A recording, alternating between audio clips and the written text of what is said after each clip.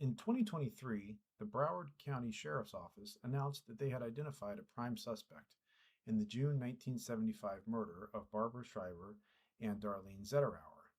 The suspect, Robert Clark Keebler, had died in 2019.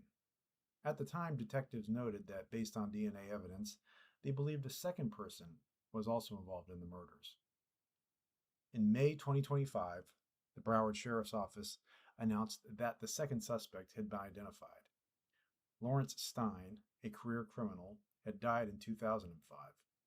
Detective Andrew Giannino stated that Keebler and Stein were suspected and or charged in a number of sexual assaults and other crimes ranging from California across the country down to Florida, dating back to 1972. Along with the DNA identification, Detective Giannino stated that a witness had come forward who had never been previously spoken to. The witness stated that they had seen the victims enter a white van, which belonged to Keebler, when he arrived in Florida from California. Keebler had been arrested in a road rage incident 7 days after Zetterower and Schreiber were murdered. The identification of Keebler and Stein immediately brings to mind the possibility that they were involved in additional murders in South Florida in 1975 that are the subject of the Flat Tire murders, unsolved crimes of a South Florida serial killer.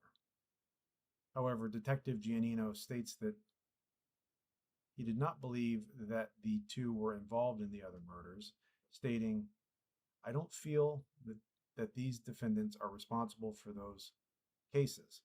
They have an entirely different MO that does not fit theirs." The bodies of Zetterower and Schreiber were found near US 27, where a number of other bodies of young female victims were dumped during 1975. Zetterower and Schreiber were the only two victims that were simultaneously abducted and killed. The remainder of the other canal murder victims, also known as the Flat Tire murders, were abducted separately. These two girls, both age 14, were also the youngest victims.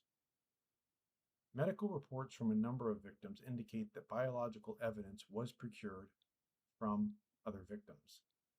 It can only be assumed that cold case investigators in Dade and Broward County are actively examining leads, and perhaps similar to the genealogical investigations that led to the capture of Joseph D'Angelo, the Golden State Killer, in 2018, more breakthroughs will be made in the South Florida cases. To end on an optimistic note, whoever might be listening to this or following these stories and may have been involved in these murders, although 50 years have passed, there are still people actively investigating leads.